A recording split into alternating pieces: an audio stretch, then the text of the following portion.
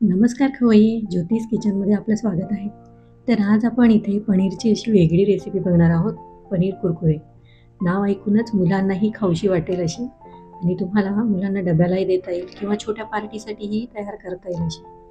कुठलीही पूर्वतयारी न करता पटकन होणारी अशी ही रेसिपी पनीर कुरकुरे आणि बघा दिसायलाही किती छान दिसतंय. बघता क्षणीच कोणालाही मोह आवरणार नाही खाण्याचा. तर चला आपल्याला त्यासाठी काय साहित्य लागणार आहे आपण बघूया.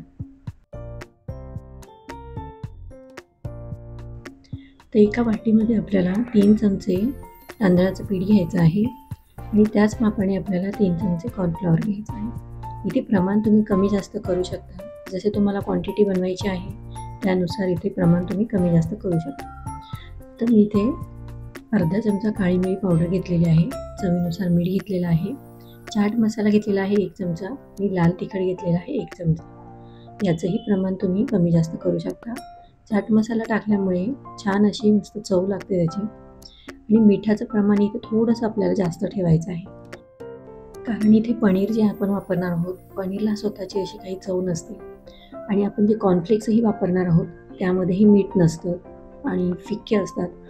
त्यामुळे आपल्याला थोडंसं प्रमाण जास्त ठेवायचं आहे, एकदम जास्त टाकायचं नाही आहे. तर थोडं थोडं पाणी करून आपल्याला पेस्ट तयार करून घ्यायची आहे या मिश्रणाची. तर ह्या पद्धतीने आपण पेस्ट तयार करून घेणार आहोत. जास्त घट्ट करायचं नाही आणि जास्त पातळही करायचं नाही. पनीरला त्याची कोटिंग व्यवस्थितपणे झाली पाहिजे याच प्रकारे आपल्याला पेस्ट तयार करून घ्यायची आहे. तर हे बघा इथे मी दाखवते आहे ह्याच पद्धतीने आपल्याला पेस्ट तयार करायची आहे. तर हे बघा त्यात आपण इथे पनीर घेणार आहोत. इथे मी अर्धा किलो पनीर घेतलेलं आहे, पण एवढं आपण वापरणार नाही आहोत. त्यामधला अर्धा आपण इथे घेणार आहोत. अंदाजे आपण इथे 250 ग्रॅम पनीर घेतलेलं आहे. तर हे कापून मी आता अर्धं बाजूला ठेवणार आहे आणि याचे आपल्याला त्रिकोणी असे तुकडे करून घ्यायचे आहे.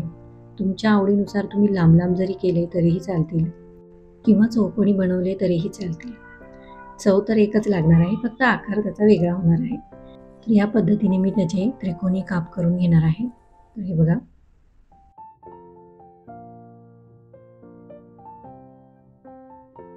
तर या पद्धतीने मी त्याचे त्रिकोणी काप करून घेणार आहे.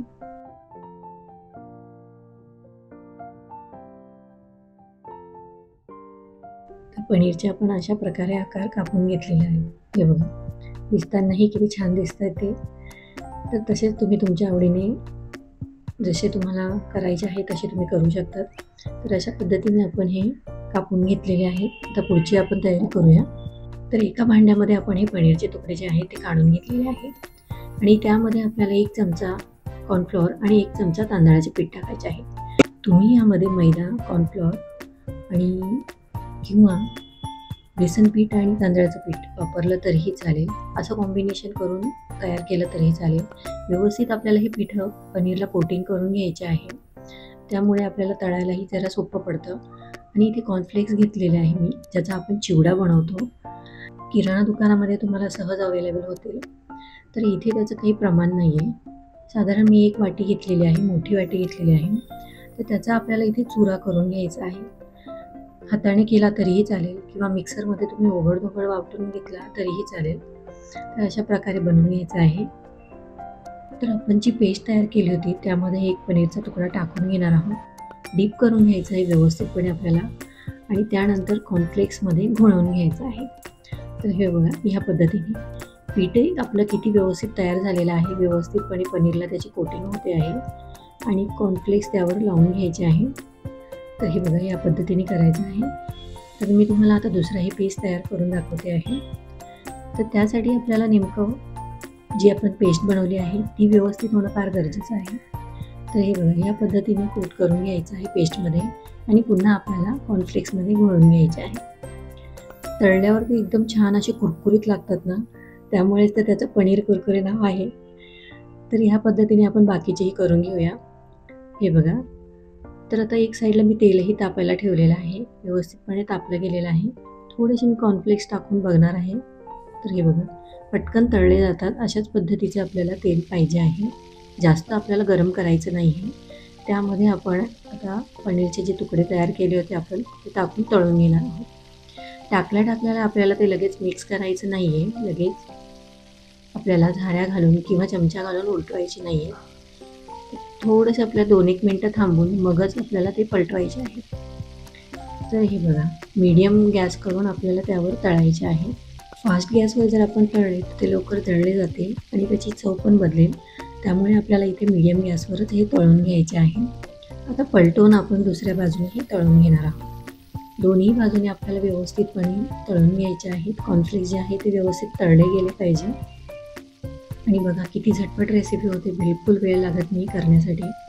तुम्ही मुलांना डब्याला किंवा पार्टीला पटकन अशी झटपट अशी ही तयार करू शकतात.